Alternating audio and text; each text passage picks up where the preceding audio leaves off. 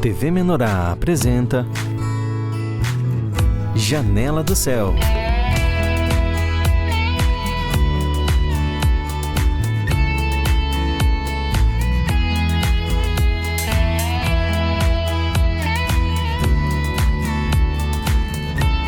Janela do Céu.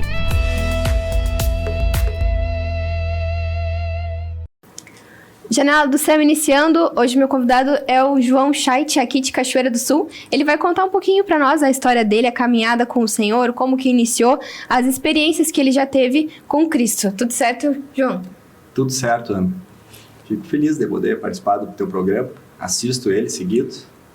E, bom, a história da caminhada com Cristo, minha é uma caminhada longa e, digamos assim, onde eu fui bastante rebelde durante muitos anos, né? Eu venho de uma família luterana, uma família que minha mãe é bem religiosa, meu pai não era assim, digamos, um religioso praticante, mas participava da comunidade, lia a Bíblia, mas eu sempre tive digamos assim, um coração inclinado para a árvore do conhecimento do bem e do mal, sabe?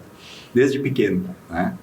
Então, assim, a ciência me atraía bastante, né? E estudei num colégio luterano que também tem uma linha científica muito forte, né? E aquilo, essa mistura, né? Um coração curioso, muito curioso, e um colégio que dava as ferramentas, todas as ferramentas para descobrir o que quisesse. Um mundo, digamos assim, onde a cultura científica, ela desenha a estética dominante, né? Então, tu dizer que tu é um ateu científico, tá tudo bem, todo mundo acha bonito. Agora, quando tu fala que tu é cristão, sai todo mundo correndo pro outro lado, tu já vira chacota e tal. Então, era, digamos assim, o caldo de cultura perfeito, né? Para eu me tornar um verdadeiro ateu praticante do ateísmo, né? E assim eu andei, né? Quem me conheceu adolescente, na faculdade, até alguns anos atrás, né? Eu realmente não tinha fé em nenhum tipo de ser criador, e acreditava absolutamente em tudo que a ciência nos ensina. Acreditava em Darwin, né? Acreditava na teoria da evolução das espécies e defendia aquilo, né? E fazia todo sentido para mim, já fazia muito sentido.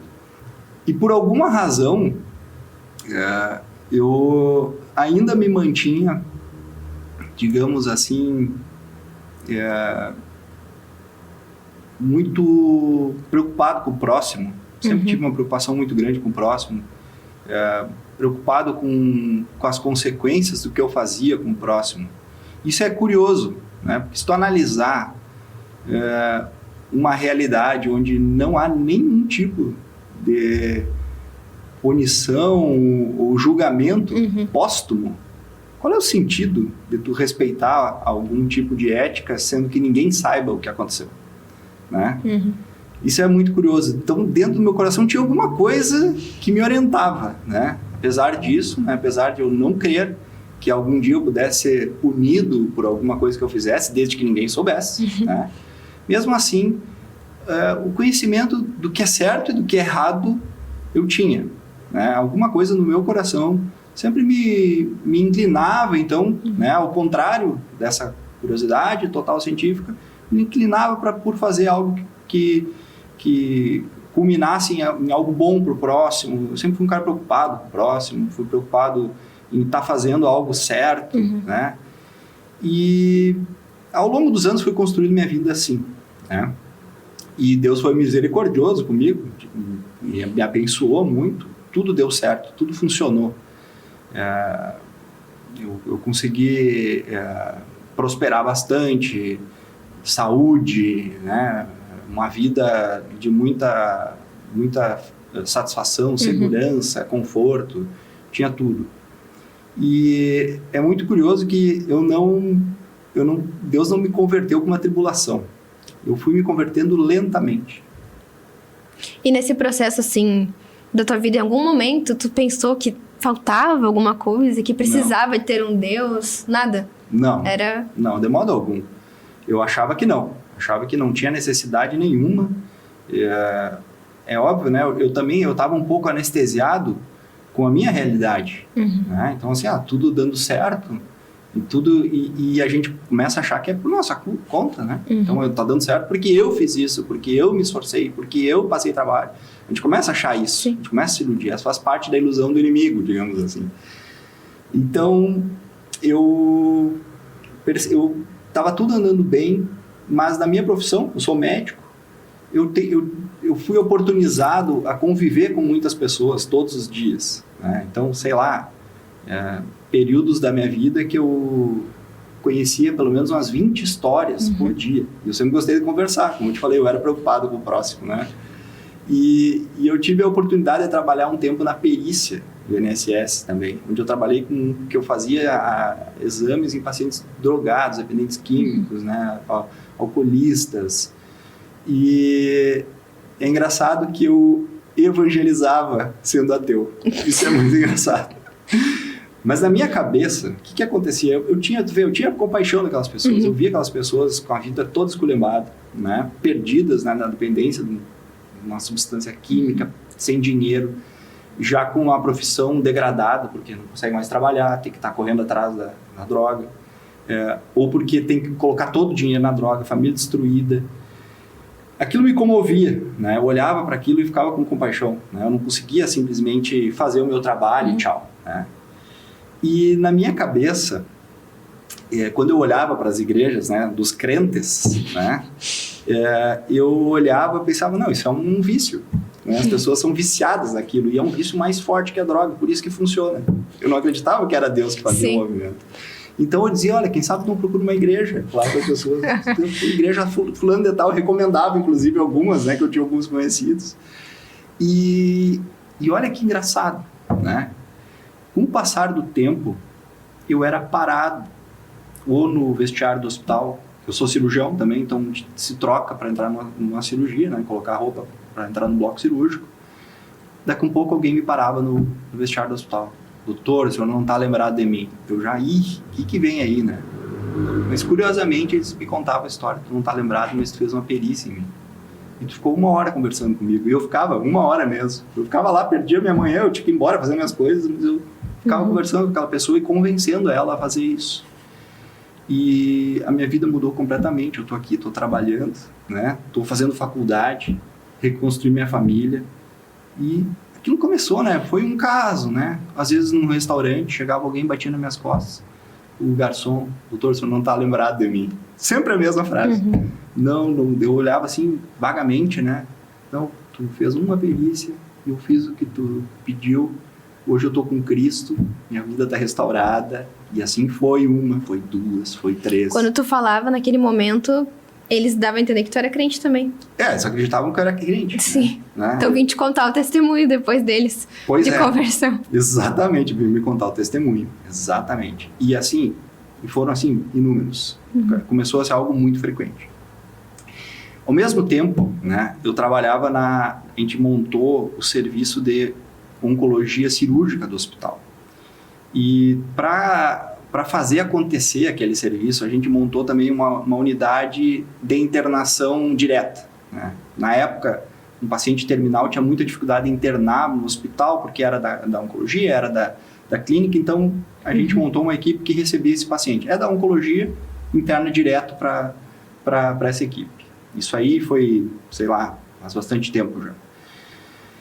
E ali eu convivi com o final da vida de muita gente. É uma doença terrível, né? Para muitos casos, não é todos os casos que conseguem ter uma história boa para contar. Muitos têm o final da vida ali, se aproximando. E era muito curioso como esse período é diferente entre as pessoas. A mesma doença, a mesma condição, ela pode ser um período cheio de carinho, cheio de companhia, cuidado, e até assim é curioso como pode até ter conforto numa condição como essa, e como outras pessoas tinham um final assim traumático, né? E eu ficava acompanhando aquele pessoal, né? E eu comecei a perceber, não, tem alguma coisa diferente aqui. Tem algo diferente acontecendo e eu tô perdido, né? O que está acontecendo? E eu também percebi as pessoas confundindo um pouco, né? No final da vida, as pessoas confundem um pouco a realidade. E até então eu pensava, mas será que não, isso é só cerebral ou realmente é algo espiritual que acontece? Então, começou curioso, né? Começou a se inclinar para a árvore do bem, da vida, né? Começou a abandonar um pouco a árvore do conhecimento do bem e do mal. E eu comecei a me inclinar um pouco para essa preocupação espiritual, assim, né? O que acontece além do que a gente conhece, né? O que acontece além do que a ciência é capaz de explicar. E assim foi indo, né? Assim foi indo e cada vez mais, né? Testemunhos, isso começou a ficar muito frequente. E as pessoas, né? Eu vendo o relacionamento das pessoas que tinham fé no final da vida, durante o tratamento, a maneira como as pessoas recebem uma cura, como recebem uma bênção, né? É completamente diferente.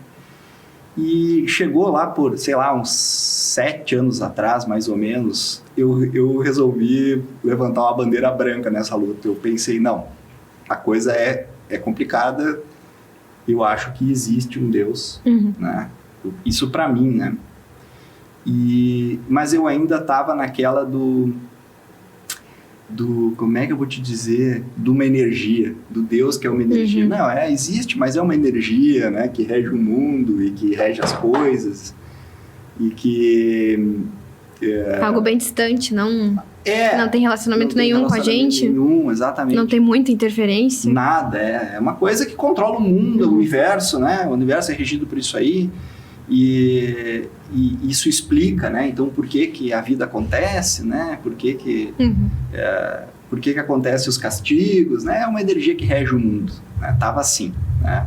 Mas eu já começava a entender que existia algo superior, que a gente não era tão capaz de determinar a realidade assim.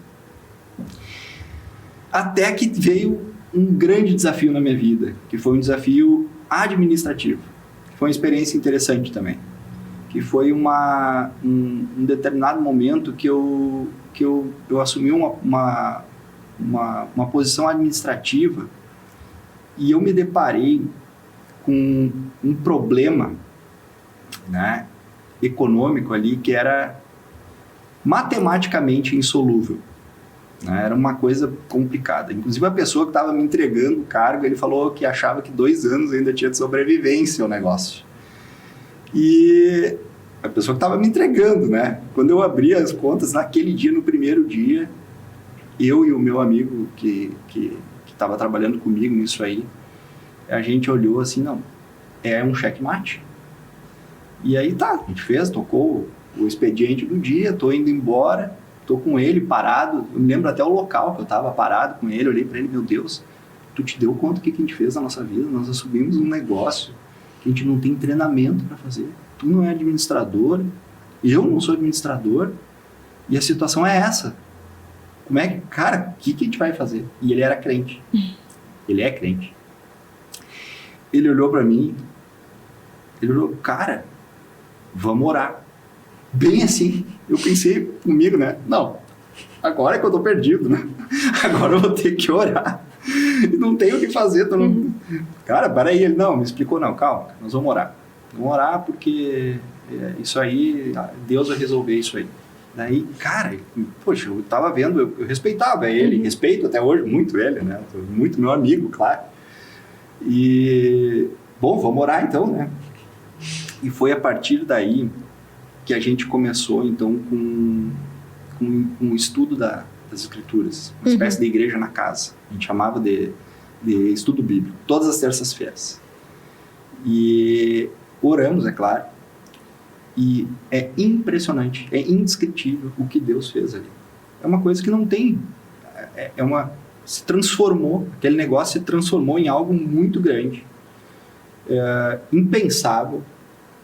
Tudo começava a dar certo, simplesmente coisas que não era possível que fossem acontecer, dava certo.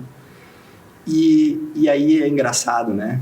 quando começa a dar certo, a gente começa a achar, não, Eu consegui. eu aprendi a fazer, né? E Deus vai lá e aperta de novo, e tu volta, aí tu começa a entender quem é que está fazendo as coisas, e realmente, a partir já de, sei lá, de 5 anos para cá, então eu comecei a acreditar demais num Deus Todo-Poderoso, e nesses estudos eu fui apresentado a Jesus. Né? Então a gente começou inclusive lendo o Evangelho de João, mas o Chaitinho, né, cientista, continuava vivo, né? E eu paralelamente ia estudando um pouco sobre arqueologia bíblica, essas coisas, né? Historiadores da época, e eu fui ficando assim, eu fiquei impressionado, né? Como a realidade de Cristo é escondida de nós. Primeira coisa, não existe nenhuma razão para duvidar que ele existiu. Não tem nenhuma razão para isso, porque ele de fato existiu, historicamente registrado, em escritos sérios. Ele não está numa fábula, ele está registrado em escritos muito sérios. E se ele existiu e fez o que fez por nós, e isso é algo que deveria ser assim, 50% no mínimo do colégio tinha que ser, né, sobre Cristo, e os outros 50% sobre ciência, preparação para as atividades seculares, né?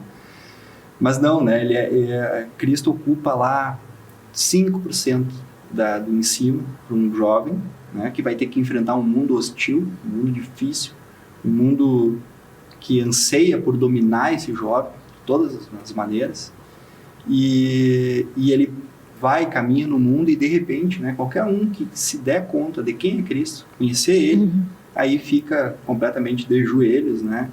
E assim, eu fico muito feliz por ter sido resgatado, né? Dessa maneira, né? Deus me resgatou dessa maneira. E quando tu aceitou esse convite para fazer um estudo bíblico, tu foi com a intenção de, não, eu vou mudar minha opinião, eu vou deixar a pessoa falar o que ela acha de Cristo, de Bíblia? Ou como é que era a tua posição diante de um estudo bíblico? Porque para alguém que considera ateu, sentar e ouvir da Bíblia... Ali eu já não era mais, eu já tinha mudado isso, né? Claro, antes não, né? Eu jamais sentaria com ninguém, né? Imagina, então já estava um processo começando, a soberba, né? Porque a pessoa que é dona de si, ela se torna soberba, e dá certo, se torna soberba. E isso é terrível, né? É ruim conviver com uma pessoa assim, por mais que seja preocupado com os outros, mas deve ser terrível conviver com uma pessoa assim. Mas ali eu já estava inclinado, mas Cristo ainda era algo que estava muito distante, né? Deus eu sabia que tinha. Não, entendi. Tem um ser espiritual maior, mas Cristo ainda estava muito distante. E ali foi a época que eu me aproximei de Cristo, mas realmente eu fui sem muita fé, entende? Eu não acreditava que as escrituras iam me interferir na minha maneira de pensar. Eu fui, não, tá bem, nós precisamos orar, precisamos fazer alguma coisa, eu não sei nada sobre esse Deus. E eu queria aprender de alguma maneira, então vamos ver as escrituras. E é muito engraçado. Esse meu amigo, né, quando ele falou sobre estudar as escrituras, ele falou assim, cara, o que eu mais gosto de fazer na minha vida, o que mais me motiva é sentar com uma pessoa que eu gosto e ler as escrituras juntos. Eu olhei e pensei, que viagem, como assim, né? Tem tanta coisa para fazer, né? Tomar vinho, né? Bater papo, encher a barriga de churrasco, né? Então, eu sentava e ler as escrituras. E hoje tô igual, né? E como é que tu sente, assim, que é esse processo internamente que tu fala de conhecer Deus, de ver Jesus, de ver o que Ele fez por ti? Como é que foi esse processo, tu e Deus, para começar esse relacionamento? Tu sentiu que foi uma oração? Foi nas experiências? Como é que tu sentiu que mudou isso internamente? Como isso me mudou, tu diz... Não. A tua relação com Deus. Bom, aí eu comecei aí eu já percebi que nada era por vontade própria ou por mérito. Eu comecei a tirar todo o meu mérito. Eu já vi, não tem mérito de nada. Por exemplo, tudo é bênção. Absolutamente tudo é bênção. Então, eu aprendi muito sobre isso, né? Sobre a nossa... o primeiro reizinho que tem que morrer, né? O ídolo que tem que morrer, é o eu, né? Esse começa a definhar ligeiro. rapidamente tu começa a ver que tu não merece nada, e realmente tu olha assim, a gente consegue as coisas, mas essas coisas elas não é porque eu me esforcei, porque eu acordei de madrugada, não é por causa disso, porque Deus permitiu que isso acontecesse, porque muita gente faz a mesma coisa, se esforça do mesmo jeito e não consegue, e tem muita gente que se esforça menos e consegue mais, né? Então não faz sentido isso, né? Tu olhar para o esforço humano e esperar uma recompensa justa, não faz sentido. Aí vem inúmeras razões. Em primeiro lugar, porque a gente não sabe o que é justo. Né? Quem sabe julgar o que deve acontecer é Deus. Mas a primeira coisa que aconteceu foi isso. Então eu perdi essa fé no meu mérito, na minha capacidade própria, assim, né? Não, é por minha conta. Isso morreu. Depois é muito engraçado que eu também passei a ter uma visão diferente das coisas materiais. Né? Eu passei a ser bem menos apegado às coisas materiais, porque eu entendi que também elas são concessões. Né? Na verdade, a gente não é dono de nada. Deus concedeu que a gente possuísse aquilo durante um período, fizesse bom proveito, inclusive ele cobra que use bem aquilo, né? E na hora que ele achar que não é mais para estar na nossa mão, ele tira. E isso também dá um pouco de tranquilidade. Quando tu tira de ti essa responsabilidade, né, sobre a propriedade, sobre as aquisições, né, eu era muito assim, queria aumentar patrimônio, queria, né, ter tranquilidade financeira, estava muito preocupado com isso, né? E depois de um tempo, isso foi mudando, isso foi se tornando mais ameno. E aí que eu vi a grande misericórdia do Senhor. Deus, até então, ele me converteu, eu sempre dizia, Deus me converteu sem uma tribulação. Foi tranquilo. Ele trouxe o desafio, mas não trouxe uma tribulação. Sim. Ele trouxe uma tribulação terrível depois, onde eu já era crente. Foi muito terrível. Uma coisa assim, que para mim foi eu fico imaginando, o João até eu não tinha suportado. Não teria suportado. Ele nem imagino o que ele faria. Nem quero imaginar. Mas quando veio a verdadeira tribulação, já veio uma pessoa que não estava mais sozinha no mundo, em qualquer condição. Então, eu tinha um supridor, né, de quem eu dependia e não me abandonaria em condição alguma. Isso é o que foi mais interessante, né? E ali começaram novas ministrações, muito mais, digamos assim, muito mais profundas. Então, eu diria, tem a primeira etapa, que foi o crer. Para mim foi difícil, né? Fui crer já bem maduro, quando eu fui começar a crer no Senhor, crer em Jesus, aceitar Jesus como Senhor, Salvador, querer estar no reino dele, mas depois veio o temor, né? Eu não entendi o que era temer o Senhor, né? Temer é diferente. Temer, aí depois dessa tribulação, que foi pesada para mim, eu entendi bastante sobre o temor. Mas aí tu sentiu, já teve uma experiência do amparo do Senhor, daquilo que antes na tua vida, tudo que tu tinha passado, tu não tinha, né? Não tinha, e talvez não tinha na cabeça que precisava, né? Nunca ia precisar, exatamente. Então o Senhor trouxe uma experiência já pra ver isso na tua vida, né? Porque é interessante que a gente escuta muito testemunho, né? E nunca começa o testemunho quando a pessoa conhece Jesus, né? Sempre tem antes que o Senhor já estava fazendo, o Senhor já estava preparando, já estava colocando pessoas, já estava tudo pronto. Só a pessoa do testemunho não tinha visto ainda, né? Ela não tinha visto tudo que estava preparado. E aí, no momento exato, o Senhor vai lá e dá o começo, né? E sempre tem esse processo que é o começo, as primeiras experiências, depois as experiências aumentam, né? A comunhão com o Senhor aumenta e a gente vai nesse processo com o Senhor, né? Que não tem fim, até o Senhor encerrar, voltar, né? Aí a gente encerra, senão a gente continua sempre buscando, conhecendo, né? A gente nunca para nesse processo, né? E hoje, para quem tá ouvindo o teu testemunho, o que tu diria para uma pessoa que talvez não deu ainda o primeiro passo para conhecer Jesus, tá na dúvida, quem sabe nem aceitaria um convite para ouvir um estudo bíblico sobre o Senhor? Uma coisa que eu aprendi, Ana, é que a gente não convence ninguém, tá? entendeu? Meus parentes, né? Eu não fico convidando ninguém para vir na igreja. Todo mundo sabe, né? Imagina, era um terror, né? Eu passava esculhambando, né? O que estava escrito nas escrituras, a figura do Senhor e de Jesus, e agora o João é crente, né? Mas é um crente que está quieto, né? Porque eu sei que isso não é a força do homem que faz, eu sei que isso é a força do Espírito. O Espírito Santo faz isso.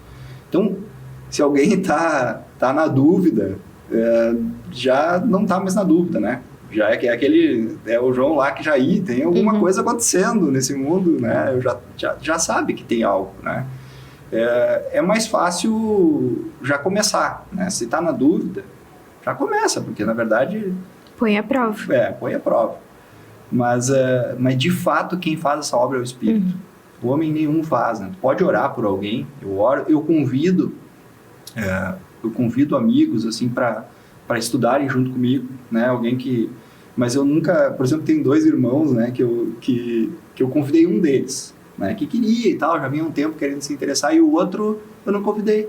E o irmão que estava indo lá no estudo, né? João, tu tinha que convidar o meu irmão para ir lá, porque ele precisa também. Eu não vou convidar ele. Por quê? Porque ele só vai vir quando ele perceber a mudança em ti.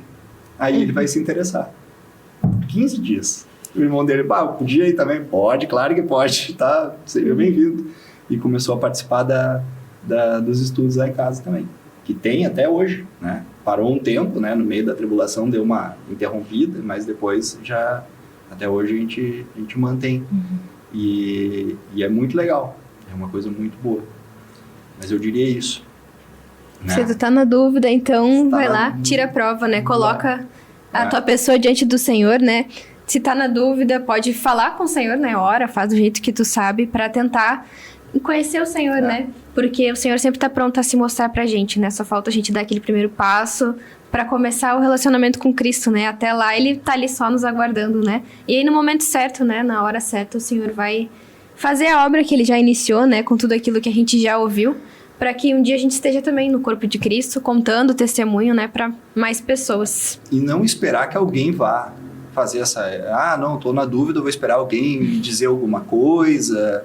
Não é assim que acontece. Ninguém convence ninguém muda a cabeça de ninguém. Né? O máximo que tu pode receber daqui a um pouco é um convite para fazer algo, né? Vai lá, mas não perde tempo. Eu diria hoje, eu tento evitar que as pessoas que eu gosto passem por toda essa perda de tempo que eu passei. É muita perda de tempo, né? Depois que a gente conhece o Senhor, conhece Jesus, a vida se transforma mesmo. E a gente não quer nem ouvir falar daquela vida antiga. Nem ouvir falar. Por mais que eu nunca fui um maluco, né? Nunca tive assim... nunca fui viciado em nada, assim. É um cara mais tranquilo, mas mesmo assim, aquela vida de idolatria, na verdade, a gente idolatra as coisas do mundo, aquilo não faz sentido, né? Aquilo não edifica nada.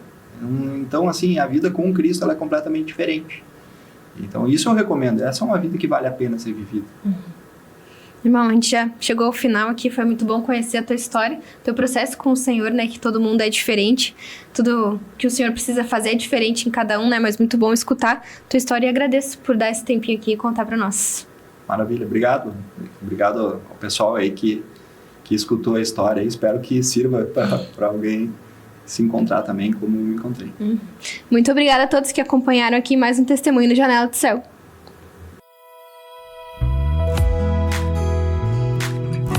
TV Menorá apresentou Janela do Céu.